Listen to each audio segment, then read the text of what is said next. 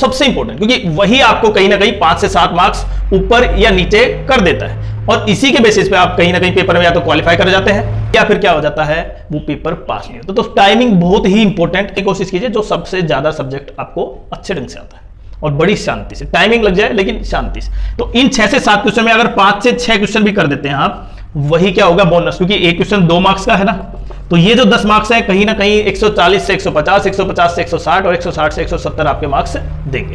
Hello students, क्या हाल आपका? आशा करता हूं अच्छे होंगे, स्वस्थ होंगे। तो आज का वीडियो आपके लिए कितना महत्वपूर्ण हो सकता है, क्यों? क्योंकि 2025 का जो सीजीएल टियर 1 का एग्जाम है 13 अगस्त से है, और अब आपके पास केवल 37 दिन बचे हैं।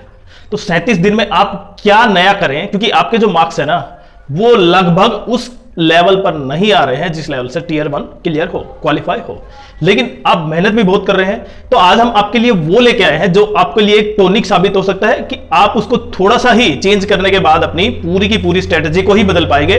और केवल क्योंकि देखिए अब आपके पास इतने दिन नहीं है कि आप एक दोबारा से रिवाइज करें पूरे को पूरे सिलेबस को या पूरी नई स्ट्रीम को, आपको केवल थोड़ा सा चेंज करना है। अब मैं ऐसा क्यों कह रहा हूं? 2 स्टूडेंट्स जिनका 2024 में सिलेक्शन हुआ है, किसमें, एएसओ और एएसओ एमईए, एएसओ सीएसएस, और जिनके मार्क्स सीजीएल टियर 1 2024 में अगर मैं बात करूं टियर 1 के 173 हैं जिनको सीएसएस मिला है, और जिनके एमईए में है वो 174.1।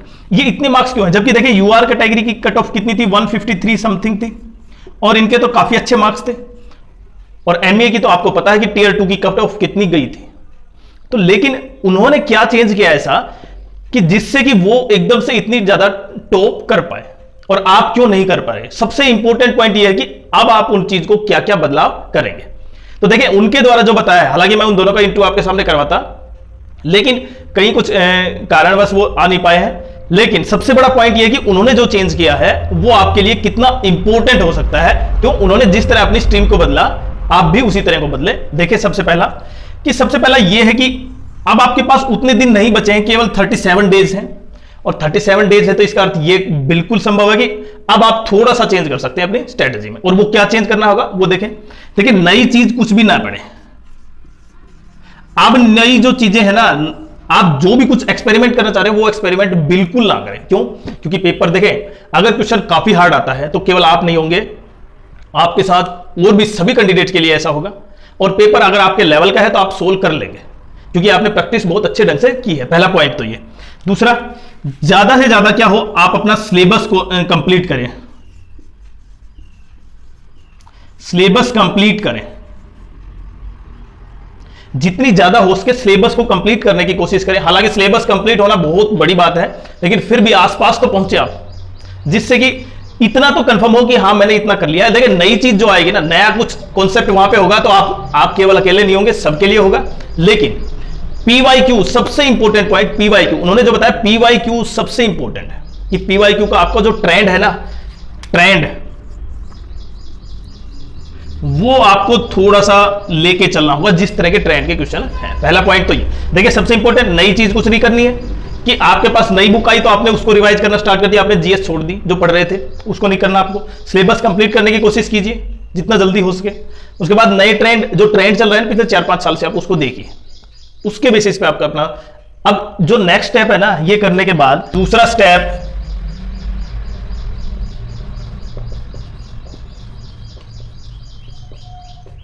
अब दूसरा स्टेप में सबसे इंपॉर्टेंट क्या है कि डेली मॉक देना है आपको। कम से कम एक मॉक तो आपको जरूर देना है, एक से ज्यादा हो सकते हैं। ज्यादा का मतलब ये नहीं कि पूरे दिन मॉक देते रहे, आप लगभग 4 से 5 मॉक दे रहे हैं, लगभग 2 से 3 मॉक जरूर दें। और उन मॉक को फिर एनालाइज करें कि आपका कौन सा पोर्शन सबसे कमजोर है। क्योंकि देखिए उनके मार्क्स केवल टियर 1 में नहीं थे, टियर 2 में भी काफी अच्छे थे, तभी तो आपको पता है कि एमईए की कट ऑफ कितनी ज्यादा गई थी। सीएसएस में भी, एमईए और सीएसएस में अंतर है, दोनों में काफी क्वेश्चनों का, मार्क्स का, लेकिन फिर भी देखिए उन्होंने एमईए प्राप्त की। तो कहीं ना कहीं उनकी स्ट्रेटेजी बहुत इंपॉर्टेंट, और खासकर जो लास्ट में स्ट्रेटेजी होगी ना, जो टाइमिंग, आपको किस तरह से क्वेश्चन सोल्व करने हैं, वो सबसे इंपॉर्टेंट है। लेकिन एक बार बेसिक से आप चलते हैं, उसके बाद देखिए आपने मॉक दिया ना, उसका एनालिसिस कीजिए कि आपके कहां पे कौन सी पॉइंट वीक है, कौन सा जिसकी वजह से कहीं ना कहीं मार्क्स 5 से 7 मार्क्स, 10 मार्क्स कम हो रहे हैं। क्योंकि आप ये मान के चलें कि 150 प्लस वहां पे ही था, तो यहां पे लगभग 155 प्लस, मिनिमम मान के चले आप यूआर कैटेगरी में, और उसके ऊपर मार्क्स ले, मतलब 10 मार्क्स तो आपके बोनस के होने चाहिए। मतलब बोनस में का मतलब आपको मार्क्स इतने ज्यादा लेने हैं। देखिए बेसिक्स अपना तब भी ठीक करना, ऐसा नहीं है कि आपने बहुत शॉर्ट फॉर्म, मैंने कल बताया था कि आप मैथ्स को बहुत अच्छे सारे शॉर्ट फॉर्मूले याद कर सकते हैं, ऐसा होगा नहीं, लेकिन अपने बेसिक्स पर याद रखिए। जैसे vocabulary, daily reading, common error, ऐसे क्वेश्चन सोल्व करते रहिए डेली, ऐसे कंप्लीट करते रहिए, बेसिक्स पर ध्यान दीजिए। इंग्लिश में खासकर बेसिक्स पर बहुत अच्छे ध्यान देना होगा, इंग्लिश ग्रामर में, जिसकी वजह से कहीं ना कहीं आप कोई भी चीज करते हैं तो वैकअप तो आपके सामने जरूर आती है, चाहे वो आप रीडिंग करते हो कंप्रीहेंशन, या चाहे फिल इन द ब्लैंक्स करते हो, या कोई भी कॉमन एरर करते हैं किसी टाइप से, तो कहीं ना कहीं वैकअप, सिनोनियम, एंटोनियम्स, हर टाइप से, तो इसलिए वैकअप बहुत जरूरी है। तो वैकअप को भी अपना कंप्लीट रखिए।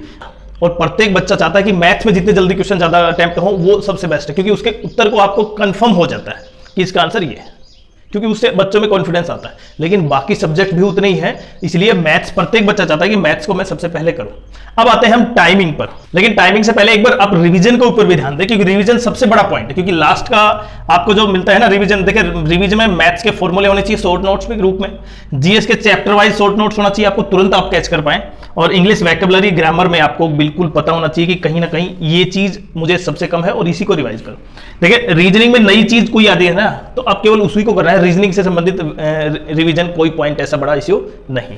अब मैं टाइमिंग की बात करूं तो सबसे इंपॉर्टेंट, क्योंकि वही आपको कहीं ना कहीं 5 से 7 मार्क्स ऊपर या नीचे कर देता है, और इसी के बेसिस पे आप कहीं ना कहीं पेपर में या तो क्वालिफाई कर जाते हैं। तो देखें, अगर जीएस में आप 6 से 7 मिनट देते हैं मैक्सिमम, रीजनिंग में 10 से 14 मिनट में, और वो क्वेश्चन करने हैं जो आपको पता है फर्स्ट टाइम, उसके बाद मैथ 20 से 24 मिनट में वो क्वेश्चन सोल्व कीजिए जो आपके कॉन्सेप्ट में है, मतलब आपकी पकड़ में है।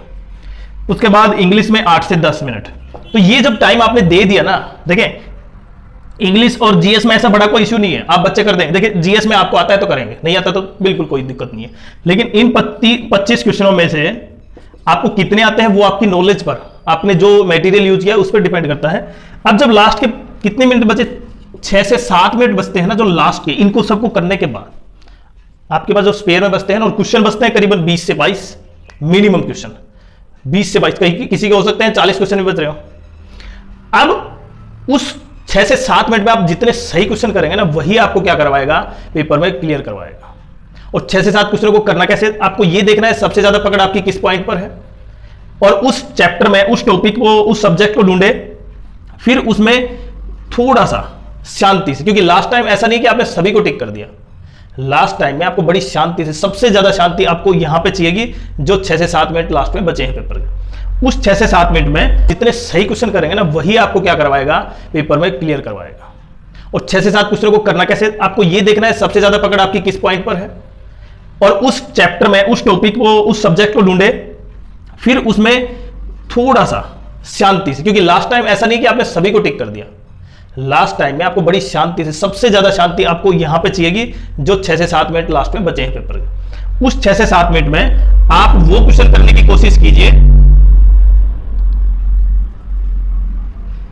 उस 6 से 7 मिनट में आप वो क्वेश्चन करने की कोशिश कीजिए जो सबसे ज्यादा सब्जेक्ट आपको अच्छे ढंग से आता है, और बड़ी शांति से, टाइमिंग लग जाए लेकिन शांति से। तो इन 6 से 7 क्वेश्चन में अगर 5 से 6 क्वेश्चन भी कर देते हैं आप, वही क्या होगा, बोनस, क्योंकि एक क्वेश्चन 2 मार्क्स का है ना, तो ये जो 10 मार्क्स है कहीं ना कहीं 140 से 150, 150 से 160 और 160 से 170 आपके मार्क्स देंगे।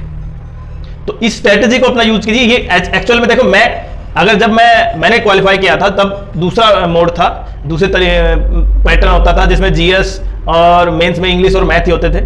लेकिन अब जो बच्चे जिनका दोनों का सिलेक्शन हुआ है, उनके द्वारा ये स्ट्रेटेजी अपनाई गई है।